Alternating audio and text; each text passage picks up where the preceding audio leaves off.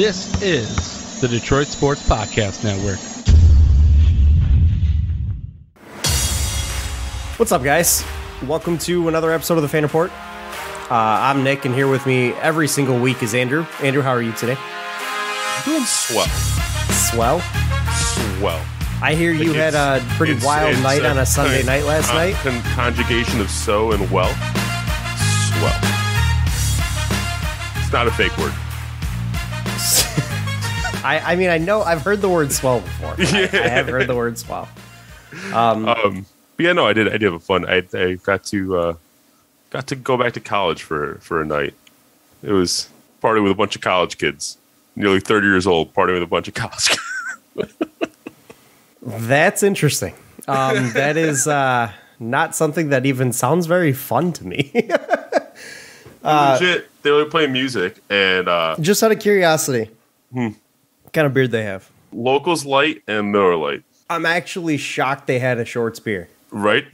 I am shocked. I mean, I know a lot of those like flagship lighter lagers with a lot of these craft brews are actually decently cheap, but they're not like a 64 pack for $10 cheap. Yeah.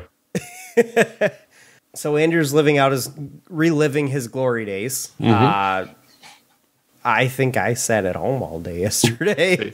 They literally played I Love College. I'm like, oh, it still gets some runtime here. I don't think that will ever not be played at college parties. Like I feel like it is mandatory. It is mandated by the institution of the university. You have to play that at your parties. Here's the thing though. It doesn't get played at college parties. They played it for me and my buddy to respect their elders. Did you slap anybody for that? 'Cause I would. I definitely would have slapped somebody for that. Apparently, my buddies like had he wasn't the one controlling the music, but he asked his younger brother was the one controlling the music, and he asked him if he had like I Love College on that playlist, and that kid didn't know what it was, and then the other one of his roommates go, "We should play it. Like we gotta respect our elders. We should play." And they played. No one knew what it was. Nobody knew what it was? How? No one knew what it was. Oh, God, that's almost worse. And these are guys that just graduated. So, like, they've gone through their 4 years. That honestly almost hurts worse. Honestly. But obviously, guys, you guys know us. We're the Fan Report. We are powered by the Detroit Sports Podcast. We do have another episode coming at you today. Do we? Well, I think that's why we're recording. Oh, I thought we were just hanging out. Okay. I mean, if you want to just hang out, we can. Are there any games on tonight? Tigers aren't playing tonight. I'm sure there's some hockey games on tonight. I believe we got Blues Wild. There's no Detroit sports being played today. I mean, we've got like Sixers Heat, Mavs Suns. Yeah, there's that. I thought this is the Detroit Sports Podcast, Nicholas. Okay, but our teams aren't good enough to be playing at this point of the year. Our teams aren't playing at this point of the season. That's my point. They're not good enough to be playing at this point in the year. Hockey playoffs do start today, which I am a firm believer in the fact that the NHL playoffs are the best form of playoffs of anybody, of any of the leagues. They are incredibly exciting. But we did have a form of a Super Bowl this past weekend. That's until you've seen the curling playoffs. I'm just going to let that one slide. That is low-hanging fruit. That is low-hanging fruit. We did have our city Super Bowl this past weekend. It started last Thursday, continued until Saturday. But the NFL draft went by, and it's gotten a lot of mixed reviews. How they did in the draft. How Brad Holmes, in his second year leading the draft for the Lions, performed. And nationally speaking, I've seen pretty much nothing but praise. Yeah. Locally is where I'm seeing a lot of the naysayers, which is kind of, I feel like I'm still hearing a lot of people upset that we didn't draft Malik Willis when we traded up, even after they saw that Malik Willis dropped to the third round. I gave a lot of really compelling arguments for drafting Malik Willis at 2 the other week. Yes, you did. I am still incredibly happy we did not take not only Malik Willis, but we did not take a singular quarterback in this draft. That was the one thing. And my goal for the first 2 rounds was don't take a quarterback. Mm-hmm.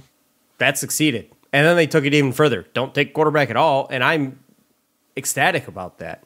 I'm very happy we didn't. And I'm very happy with the way that they went with the draft in terms of they focused on defense, but they still paid enough attention to the offense to, I don't want to say solidify it because it's not done yet, but to upgrade it.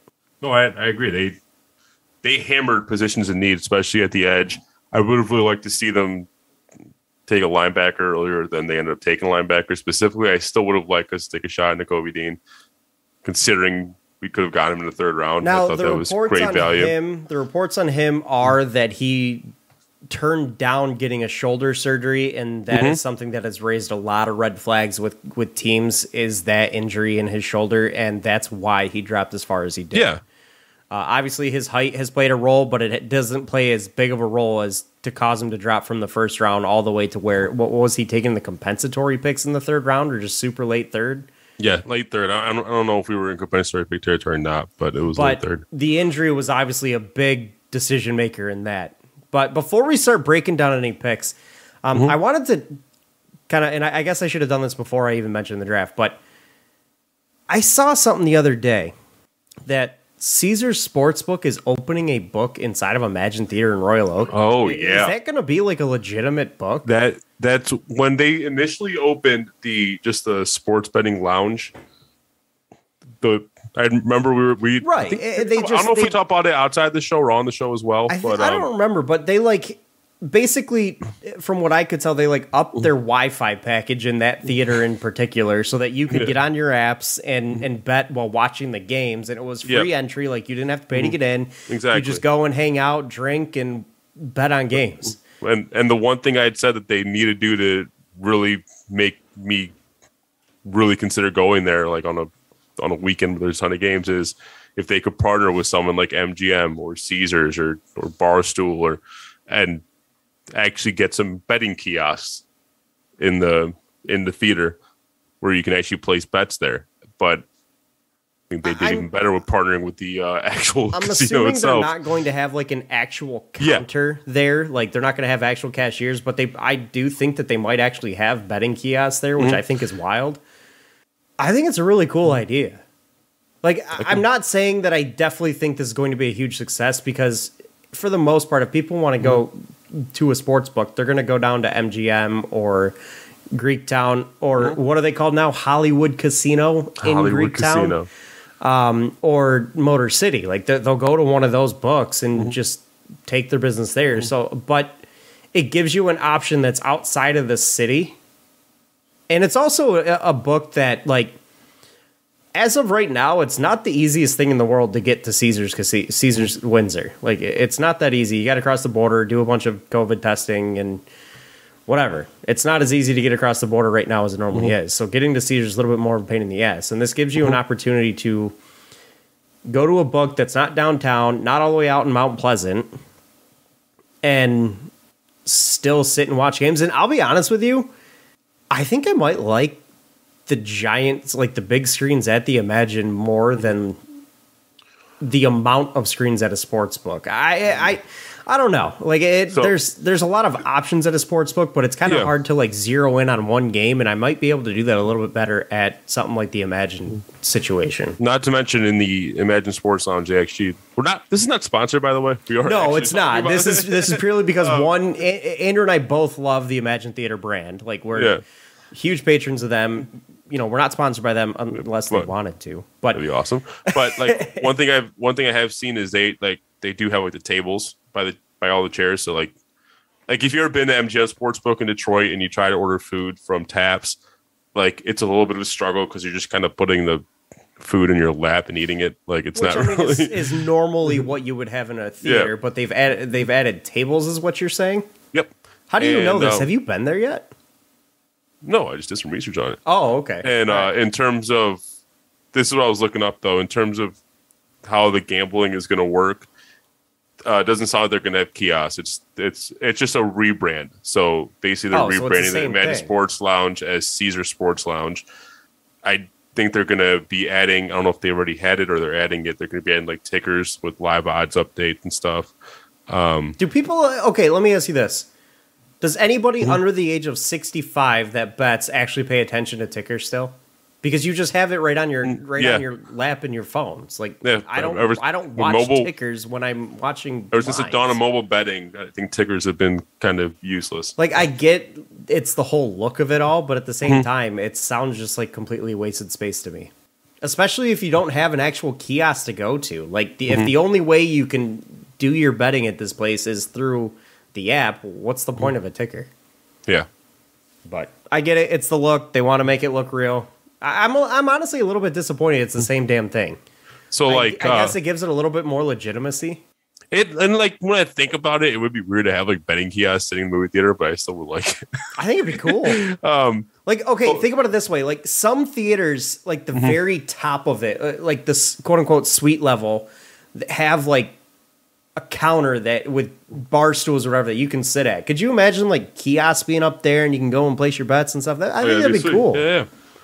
Here's the other thing I didn't know: you can still rent it out like any other theater. You can rent out the sports lounge. Real quick, give me the cost on that. You want to talk about a bachelor party? That's a bachelor party. I'll right there. say. Just rent out a damn sports lounge and just let me chill there for the whole day. I'm good. I'm happy. That doesn't sound like a terrible idea. Just keep the drinks flowing. Give me some food. The only issue is it's like $12 for a beer there. Shit, if I ran out the sports lounge, they better let me bring my own beer. Honestly, yeah. Just give them enough money. Pack some coolers and throw them in the back. There you go. What, they're going to let me bring strippers but not let me bring beer? Wait, for real they are? I'm kidding. Oh, I was like, wow, they're really going for it with this. Can you imagine some kid is walking in holding his mom and dad's hand next to Sprinkles walking in?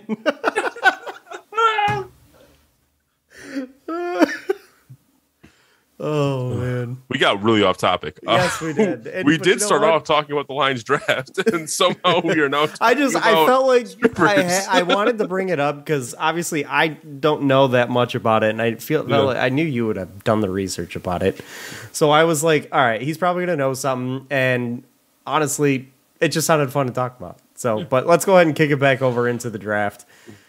But yeah, like, so as I was thinking about Nakobe Dean, like, yeah, I remember that report about the potential health issues came out while he was sliding, but it's just once you're in the third round, I really like to take swings on guys like that. Like that's like third round is where you can start taking swings on guys. Yes, I do like who we ended up taking in Josh Pascal or Paschal or however you pronounce it. I believe it's Josh Pascal. I believe.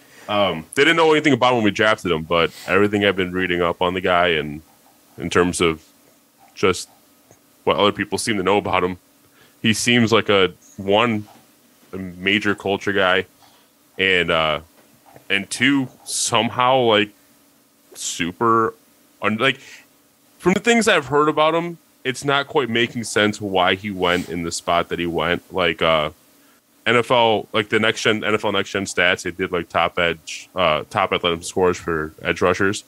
Aiden Hutchinson was 1, Josh Pascal was 2. Trevor Walker 3.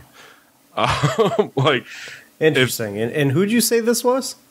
This is just like based on NFL next gen stats. Where was Kayvon Thibodeau? Kayvon Thibodeau did not make the top 5. Okay, then I'm just gonna have to disregard this list. Unless they consider Kayvon Thibodeau a linebacker, because that could be possible. Yeah, because Pascal is a guy that if he adds a little bit of weight, I think you can move him inside on the line as well and have him play more of a nose tackle role. He's one of the things I like about Josh Pascal is you can move him around on your line. He can play that outside edge rush. He can get inside if he adds a little bit of weight. And be effective everywhere. He'll be a really solid rotational pass rushing piece, and I really don't think you can have too many of those guys. Yeah. Also, another status from Pro Football Focus that I saw was SEC edge rushers with the most tackles for a loss or no gain since 2014. 4 is Myles Garrett at 32, 3 is Anthony Jennings at 34, and then Josh Pascal and Derek Barnett are tied at 38 for number 1. That's edge rushers in the SEC that have the most tackles for a loss or no gain since 2014. And I'm like, with those 2 stats I just read off, it doesn't really make sense to me why he would have gone in the 3rd round. I don't know. Like it's you look at the numbers and yes, they look extremely impressive. And you obviously look at him at Kentucky. He played in a very tough conference in the SEC, and you look at his film and he made a lot of impact there. He was a guy who had a pretty decent grade going into the draft, especially for pass rush. He could have been a day one guy, but I'm not complaining. He came to us in the second. And one thing that I like is the Lions were willing to double up on edge rush. They knew they had a piss poor defensive front. They knew they had problems. They knew they had problems getting to the quarterback, and they were able to address that in this draft. And I think that was something they needed to focus on. And defense as a whole. And Josh Pascal fills a lot of those needs. And yeah, he is a bit of an in-betweener on the D-line, and that probably is one of the reasons he fell, because he's a little bit bigger than most edge rushers, but too small to play interior. So that probably is, and this is kind of the same with NBA draft prospects. When they're considered tweener players, they do tend to fall a little bit. And that could be the case with Josh Pascal. So, yeah. But if he's a guy who can give you 30 snaps a game, I'm happy with that. And I think he'll fit right in with this defense. Yeah. And what I'm really hoping is that with someone like Aiden Hutchinson on the other side of the line, I mean, I'm not saying that Josh Pascal is going to be starting alongside Aiden Hutchinson. I definitely think it's going to be like one of the Okwara twins. I don't think it'll be Julian. I definitely think it'll be Romeo. I think you're looking at it'll be a rotating group of Aiden Hutchinson and Okwara getting the majority of the snaps, with Pascal probably coming in third there. Then you'll see Julian Okwara fill in beyond that. But I think that'll probably be the bulk load of your pass rush. Now, if they do want Pascal to add size, see, the one thing about Pascal that I like a lot is he also is really good against the run. So he's a guy who you can probably make an argument as to playing some of those more obvious running downs where certain pass rush guys may not, or pass rush specialists may not. So he's a little bit more of a 3-down lineman as opposed to a 2-down lineman or just a 3rd-down guy, which I like that about Pascal quite a bit. Yeah. And also I think another steal that we ended up getting was Malcolm Rodriguez, which we got him in. I think Malcolm Rodriguez was a great pick. That was an absolute steal in my book. I remember seeing him at the top of like best player available list going into day 3, and we got him like late day 3. Right. But Kirby Joseph is another guy that kind of has had at least analysts praising Brad Holmes. I don't know too much about him other than what I've read, because I didn't watch much Illinois football, but it really sounds like we got the best safety in the draft outside of Kyle Hamilton in the 3rd round. I mean, Lewis Sign, Daxton Hill are two guys that I would say are probably better than Kirby Joseph. I think Kirby Joseph is a really good safety. But looking at guys like Lewis Sign and Dax Hill, they are obviously Kyle Hamilton. They are a different class. And there's no doubt about that. I do like Kirby Joseph quite a bit at 6'1", 203 pounds. Like he's got some size there. You don't want him to be too big at the safety position. You want to make sure he still has that speed. Whereas a guy like Kyle Hamilton, his weight could be something that you might end up having to not necessarily worry about, but watch closely. Like if he adds 10 pounds, well, that's a little too big to be a normal safety. But Kirby Joseph is a guy who's, he's a ball hawker. He's able to make plays with his eyes and close out on some of those routes and able to get to the pass quite a bit, which I think is something the Lions desperately need in their secondary. No, I 100% agree. Do you have any qualms about us not drafting a corner at any point? Not really. And the reason I say that is because I think in the spots we are picking, I preferred a lot of the other positions we went with. Like, I don't think there was a corner at the spot we took Malcolm Rodriguez that I would have rathered. I don't think there was a corner at the spot we took Kirby Joseph I would have rathered. Like, where we were taking guys, I liked the picks that we took for the most part. The only one I have the question mark on is the tight end James Mitchell, and and a lot of that has to do with the fact that he's injured a lot. Or he is hurt right now. Like, and he also is very one dimensional as well. So there is that added aspect of it. But obviously they're, the elephant in the room with their draft is their first round moves, and that's something we haven't even touched on yet. Obviously they went with Aiden Hutchinson at number 2 overall, and I said last week that, is he my first pick? No.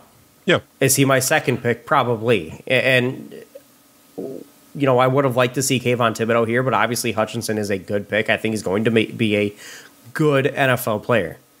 The big surprise came later on, and I said it also last week. I said if the Lions are at 32, there's one guy I would have been okay with taking, and it's Nakobe Dean. Well, obviously I didn't at the time know about the injury. Yeah. And if they didn't take Dean there, I wanted them to trade the pick. Well, they traded the pick, and they traded 34 to move up to go to be aggressive, which is something I wanted them to do. And they grabbed Jameson Williams, who, if the ACL injury didn't happen, he probably would have been the first receiver off the board. He's a burner. He's got elite tier speed. Yeah. And he's a guy who can make huge plays for you. And this was a move that, and a lot of the local talking heads are saying, this is a typical Lions move. This is a typical Lions move to draft a wide receiver when guys like Kyle Hamilton were available. And I get that. Guess what? You need a receiver. You do need receivers. One, not to mention, you got to look at the way the NFL is going right now. Yes, look at how the GMs are treating the wide receiver market. Everybody's giving up first round picks to bring in receivers. They're throwing hundreds of millions of dollars at these guys. Like these guys are kind of hard to get now, unless you're willing to pay huge money to get them. Yeah. And frankly, I don't think it was that very Lions-esque. I don't think it was typical Lions, because after they took they addressed edge rush first, the Lions aren't known to be overly aggressive to get back into the first round to take another guy that they like. That shows what that shows to me is a plan in mind that Brad Holmes has. It's one in our last show. Like, you had asked me what would make you the most happy coming out of the draft, and I'd said trading up to get one of the wide receivers because I like this wide receiver class, and so I can't go back on what I said like that. I still stand by that, and I'm very happy what Brad Holmes and company did. I said to myself, I said to you that, like, if the Lions were to have done nothing else, if they would have taken Nakobe Dean in the third round or something, or at 46, and had done nothing else beside that, I'd have given them an A- still, because of the way that the first 3 picks would have gone. Because I think Jameis Williams is an A, I think Aiden Hutchinson is an A, and I would have thought Nakobe Dean at the time, again, didn't know about the injury, would have been an A also. And that's not to say I don't like Malcolm Rodriguez or Josh Pascal. I think both picks deserve a solid grade, especially the Malcolm Rodriguez pick. I think he's a guy who probably should have been taken earlier in this draft.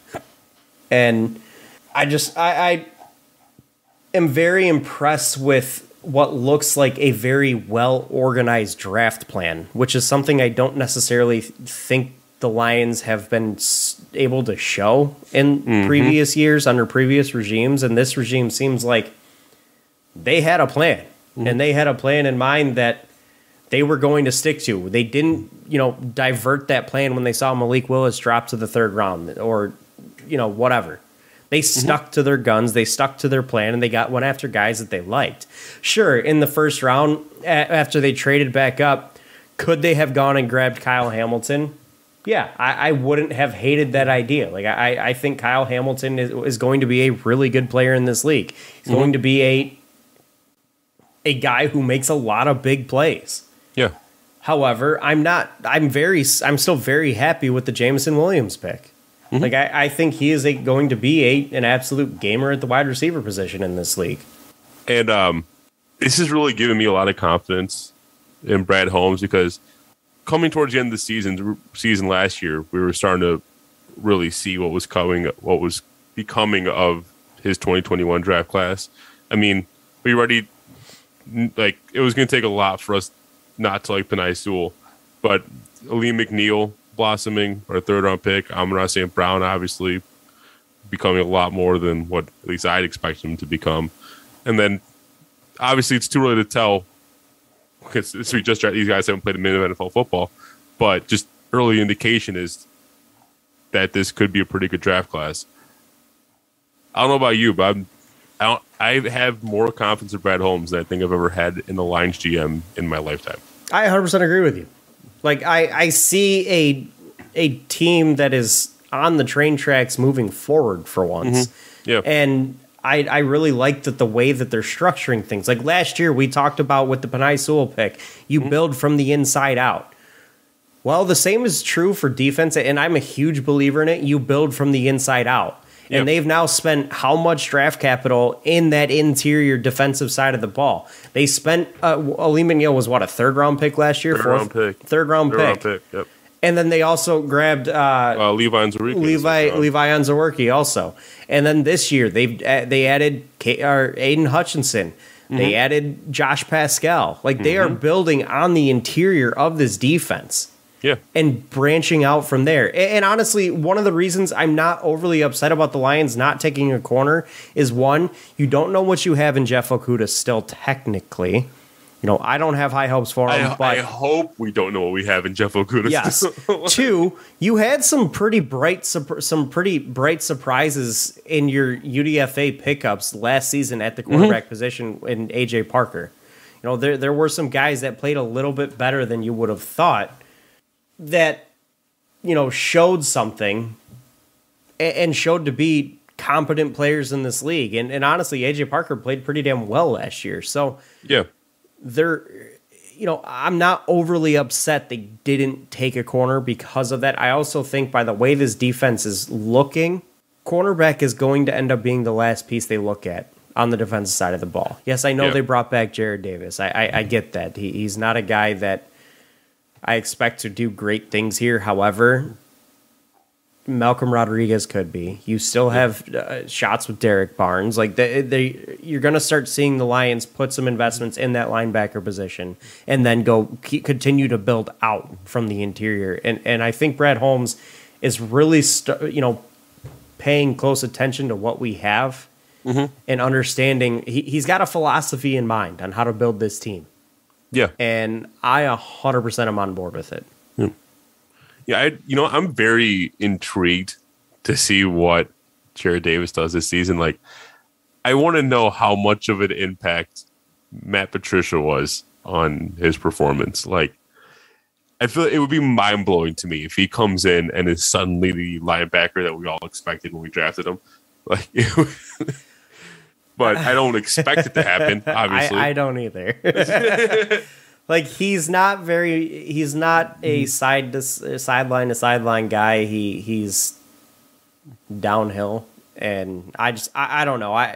The Jared Davis signing was a little bit confusing to me, but I'm hoping Dan Campbell and Aaron Glenn in particular can find something out of him that can show that he can be a solid player in this league, because they obviously still desperately need linebackers. And I hope Malcolm Rodriguez plays a big role in the improvement from that position group.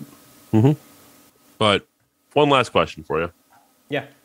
And we already kind of sort of touched on this, but the Aiden Hutchinson selection, we both agree that obviously we like it. We both agree that even though Kayvon was our choice, you hit a position of need and got a guy that a lot of people consider the best player in this draft. He definitely has the highest floor of anybody in this draft. I'll give him that. I am just curious. If this is just a pure hypothetical, but if the Lions weren't going edge rusher with that second, like, was there a position if you knew they weren't going to draft Kayvon Thibodeau, was Aiden Hutchinson your actual pick there, or would you prefer somebody else? Aiden Hutchinson was my actual pick there. Okay. I don't think when there are edge rushers at the top of your draft board, that are even at top of really most people's draft boards, frankly, that there is another position on the defense side of the ball that has more value there. And the vice versa would be true offensively outside of offensive linemen, which you don't need. And by that I mean tackle, not guard, tackle, and quarterback, which wasn't a guy that you would have taken there anyways. Obviously, because the first one taken was Kenny Pickett at 20? And then you didn't see another quarterback taken until Desmond Ridder, I believe. So, which was not on day one. Yeah. So it was edge rush or bust at that point in my mind. Like I like Derek Stingley Jr. a lot. He looks like he's going to be a really good player. I like Sauce Gardner a lot. He looks like he's going to be a really good player. Same with Kyle Hamilton. I don't believe in taking those guys at 2 or in the top 5, frankly, unless your team is like ready to go and you don't have any holes. Yeah. Outside of that position. And the Lions are not that team. So I don't believe in, I believe in positional value. And I think edge rusher is, in terms of defense side of the ball, that's the highest position of value out there. Now, is there anything else you want to talk about in we can initial rounds of draft before we get to the I know there was one undrafted free agent I wanted to highlight, but let's go through. Like, let's give this Lions draft a grade. I mean, I think both you and I are happy about the draft, but looking at it, and one thing about Hutchinson in particular, and I obviously I like the player. His floor is very high in my mind. I don't think his upside is that extreme. I don't think it's that stupid high. Like, I think Kayvon Thibodeau's got more upside there. That's why you and I both would have preferred Kayvon, but.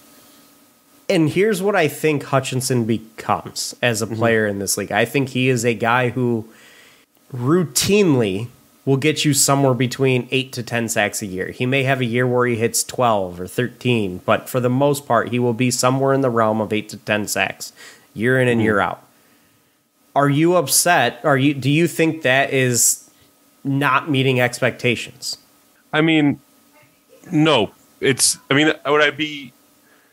can't be upset because it's kind of like what you just said. It's kind of the expectations that I have for Aiden Hutchinson. And that's kind of my point, is those are exactly my expectations for Hutch. Yeah, like that's a good player. I'm of the philosophy, and I've said this before, that when you're picking as high as number 2 in a draft, I'm swinging for the fences with those picks. I'm trying to hit home runs. I'm not really trying to play it safe number 2. I want to try to get the best player in the draft. That's what I'm trying to get. But obviously, since we drafted Aiden Hutchinson, it is a much safer pick, probably the smarter pick. Yes and no. It's the safer. I love pick. risk. It's the safer pick. It's a safer pick. And for business purposes, it is the smarter pick. But football, albeit is a business, we still got to produce on the field. Yeah, but no, I think as long as Aiden Hutchinson contributes to the defense in a way where it opens up things for others along the line, and 2, and probably by proxy, like, he's the type of guy that teams or at least can have to scheme for a bit, then I'm happy. Right, and I agree with you 100%. I think this Lions pass rush, I don't think has enough talent there, has put itself into the realm where I think there'll be a top 10 pass rush in this league. But to take an improvement from where they were probably bottom 5 to where I actually do believe they can probably push themselves into that top 15, in above average pass rush in this league, I think that's a huge upgrade. And I do believe it starts with Hutch. And then you look at guys like Romeo Okwara, you look at Josh Pascal, and you look at Julian Okwara. I think there's going to be a vast improvement at that position group, and Hutch is a big reason for that. Yeah. And I also think he'll make guys that are opposite him better. I think he'll be able to float some of those guys a little bit. Whereas Pascal may have only had 6 sacks, most years. Maybe he hits 8. Maybe he hits 10. Yeah. And same with Okwara. Maybe he hits 8. Maybe he hits 10. He may be able to give some of these guys a little bit of a boost that they wouldn't have had. Exactly. You drafted a guy that could possibly make your draft class look even better by proxy. Like you said, he could make Pascal look better just by the attention that Hutchinson would draw on the defensive line, and he could make Okwara look better just by the attention that Hutchinson would draw on the I'm just hoping it produces enough to draw that kind of attention. That's right, all. and I definitely agree with you there. So let's do this. Let's give the Lions a grade for each day, because I feel like taking the whole draft is kind of awkward a little bit. It's but and like I always say, like I do find it difficult to grade before you see anyone play mid of NFL obviously, football, but you're grading on Just positional on- value and what you think you got there. So day one, what would you give them? Oh, it's an A. It's Day nothing one. short of an A for me either. Like Aiden, you came out of the draft with, and here's the thing that I don't understand with a lot of the local talking heads that say that they don't like what the Lions did. You came out of the first 32 picks in this draft with 2 of the top 3 players at their position group. How can you say 2 of the top 3 players at their position? You came out of that in the first 32 out of this draft, out of the first 32 picks with that. How can you be disappointed in that? Yeah. Hey, it's an easy A for me. Looking at the next 3 picks, Next two picks. Sorry, Day 2 is only 2. Yeah, you had Josh Pascal, Kirby Joseph. It's hard for me not to give this an A. I will give it an A minus. That's exactly where I am, is an A minus. It's tough for me not to like Pascal, and we both talk about how we love the Kirby Joseph pick. Both positions were positions in need. Again, building on the inside with Pascal, and Kirby Joseph obviously fills a huge hole in the defensive secondary. Yeah, and then only reason I an A plus, and selfishly, I was really hoping that we would grab Nakobe Dean, same, or make a move to even if we didn't pick him at 46.97, like maybe make a move to try to swing in and get him at some point. But but no, yeah, A minus for sure. And then day 3, James Mitchell, Malcolm Rodriguez, James Houston, Chase Lucas. So they did take a corner in this draft. It was just round 7. Yeah, exactly. Like, that's what I'm saying. Like, you're getting close to Mr. Relevant territory. Yes, that's basically training camp fodder or practice squad type guy. Yeah. But looking at that, rounds 4 through 7, I like the Malcolm Rodriguez. I love the Malcolm Rodriguez pick. That pick alone deserves an A. Yeah. And then I like the Jackson State edge again with James Houston. I like that edge doubling down on edge, building inside out, and adding to that repertoire of pass rushers. I liked that a lot. The pick I do have a question mark on is James Mitchell, because you now have drafted 2 guys with torn ACLs.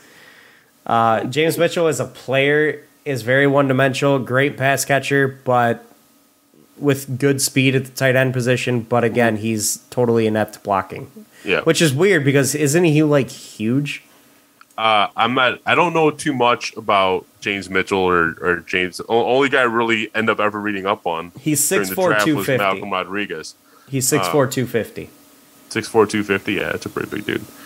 He ain't the tight end at the Colts like that, Virginia. 6'7", what was it? 6'7", 260, 270, something like that. Maybe that's the guy I'm thinking of. I don't know, but no. Again, it's super hard for me to grade day 3 because I don't know most of the guys that we took. But I do love. First, I do love the pick of Malcolm Rodriguez. I like doubling down on the edge rushers with James Houston, or I say tripling down on edge rushers with James Houston. I think for that alone, yeah, at least give it an A minus. I give it a B plus. I don't think I feel like getting a guy of Malcolm Rodriguez caliber and at pick 188 is like value enough to really boost day 3 for me. Yeah, that definitely does help, and it's probably why I give it the plus instead of the B. It's a B plus in my book. That James Mitchell pick really does kind of is a bit of a head scratcher for me, especially considering you expect Hawkinson to still be a part of the future of this team. So they do need a tight end too, right? I mean, yeah, but a rotational tight end in the 4th round, 5th round. Was it the 5th round? Yeah, it is the 5th round. 177. Okay, but there's still some holes you could fill there. I mean, maybe they should have gone corner at that spot instead of waiting until the 7th round to grab a corner. Because the tight end you get that's a secondary tight end behind TJ Hawkinson is probably going to be a guy you'd like to use more in blocking schemes. And that's where I scratch my head with James Mitchell. So, and he's also coming off an ACL. Yeah. Which But again, I do love the Malcolm Rodriguez pick, and I like James Houston pick, and I know nothing about Arizona State cornerback Chase Lucas, so I don't know. But they had some good picks there, which allows me to give them a positive B+. Yep. Overall, solid, really good draft, if you ask me. Really good draft. Hey, you guys can't see my Zoom background, but it's literally Aiden Hutchinson holding up the jersey and the Lions draft grade of an A. So let's hop into some UDFAs, and then we'll kind of close things out. Yeah, there's really only one guy I wanted to bring up. I don't know if you have any other ones, but there's one player that we signed that I'm actually kind of excited about, and that's Corey Sutton, wide receiver out of Appalachian State. Isn't there already Corey Sutton in the league? Cortland Sutton. Sutton, that's right. Sutton. But this is a guy that was actually supposed to get drafted. I think probably the reason he didn't get drafted is he suffered a torn ACL in 2019. Another one? But he did have probably his best season to date in 2021 coming off the torn ACL. So 61 catches, 904 yards, 7 touchdowns. It's pretty solid. He's the exact type receiver I like. 6'3", 205. He's decently fast. I think he runs like a 4.5 40. He's got extremely good hands, a very good route runner, and he makes crazy catches. He ran a 4.56 at the combine. You watch some tape on him. He makes catches that he has no business making. He earned like he does play in the Sun Belt, Appalachian State, but he earned the nickname the most dangerous deep threat in the Sun Belt. That's not bad. I'm sensing a theme with the wide receivers we're targeting. Right. The Lions wanted to go deep threat because obviously looking at the guys they have, yes, DJ Chark is a deep threat, but he is coming off of a serious injury. You look at Amon-Ra St. Brown, he's not necessarily a deep threat. He's more of a possession slot type receiver, which now, though, adding guys like Jamison Williams, DJ Chark, that allows Amon-Ra St. Brown to be in a position that is a lot more comfortable for him. And you also give a guy like Corey Sutton an opportunity to compete for a roster spot on this team and maybe add to the depth of wide out receivers. Like it gives him an opportunity. Yes, guys like Quintez Cephas still exists in this team, and so does Khalif Raymond, but Raymond's also more of an interior guy. So I absolutely think Corey Sutton's going to be a guy that's going to compete for a roster spot and could be a really nice surprise. Like he's got the makeup, he's got the intangibles. He's just got to be able to prove that he's able to do similar things that he did in college up against NFL corners. So I like taking chances on UDFAs on guys that can be home runs. Guys like Corey Sutton that may have not gotten the recognition they probably should have deserved, or guys like AJ Parker who obviously played a lot better. Like those types of guys can pay off. Yeah, it's just smart moves by the Lions in my mind. Like, and I've seen enough of them now to where I am starting to turn hope into like faith with this team. And I know that the afternoon show on 97.1 was talking about faith and hope and ranking the GMs in this town, but like I am starting to have faith in this front office and in Brad Holmes in particular. And now I want to see that faith turn into production on the field. I want to see Dan Campbell get players to play at their top tier levels. I want to see Aaron Glenn have another year where he gets more out of a defense than anyone expected him to. Yeah. So we've got step 1 down. Let's move to step 2. Let's see some production with this team. The only thing that I am worried about is I still don't necessarily believe in Jared Goff. I mean, me neither. But looking at the makeup of this team... That's why I don't mind taking it slow with Jamison Williams in the first... Right. No, same here. But looking at the makeup of this team going into this season, I'm worried they're going to be too good to land one of the top two or three quarterbacks in this upcoming draft year. And yes, we have some draft capital that we can move up, but I would much rather just organically get Bryce Young or CJ Stroud. And I'm not a huge fan of his name, DJ Uiagalelei, I think is his name.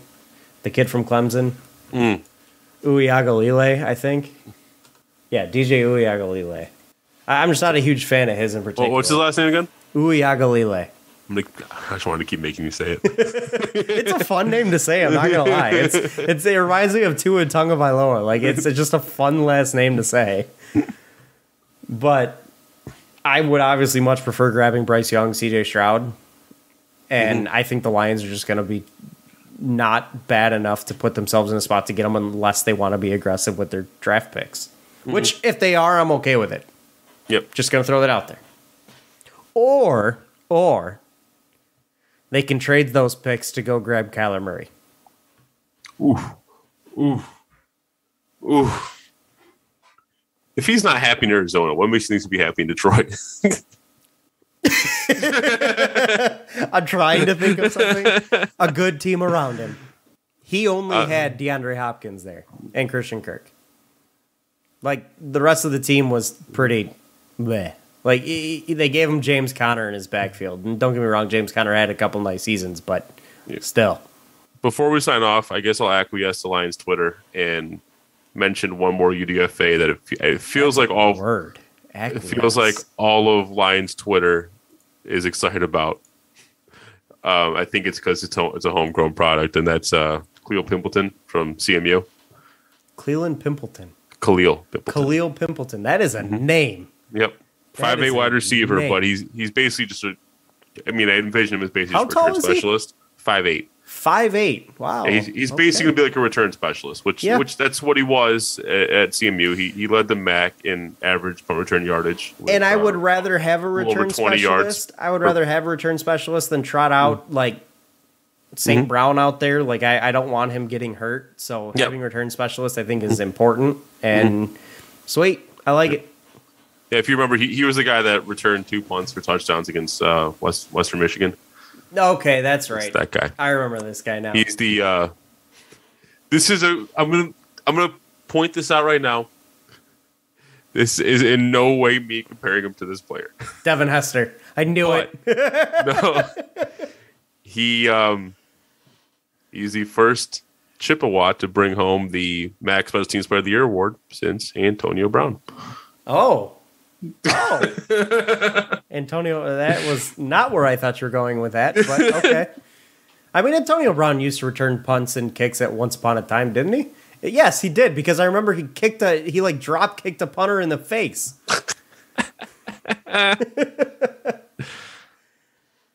No, you need return specialists. There's not a lot to talk about there, but you need return specialists too. Yeah. Like field position is extremely important in this league, and it's when you're receiving the kick, it starts with that guy and blocking. Yeah, but and blocking. So, but anything else to add before we close out? No, that's about all I got on this draft. So obviously, we're pretty happy with the Lions draft and the direction of the Lions. If you guys have any thoughts on that, feel free to hit us up on Twitter @RealFanReport. We hope you guys enjoyed this week. Thank you, Andrew, for joining me, and thank you to Detroit Sports Podcast as always. Follow them on Twitter also @Detroit. We did Podcast. sign a Fordson grad too, by the way. Did we really? Who was it? Zane Obeid from Forest State. Ferris State. Sorry. What position does he play? I believe Ferris State getting some love in the NFL. Okay. I believe he's an O lineman. I don't know where on the line he plays. Okay. All right. But thank you guys for listening and hanging out with us as always. We'll catch you guys next week. This has been the Fan Report. Bye, fans. For fans. Have a good one, guys. Peace out. Peace.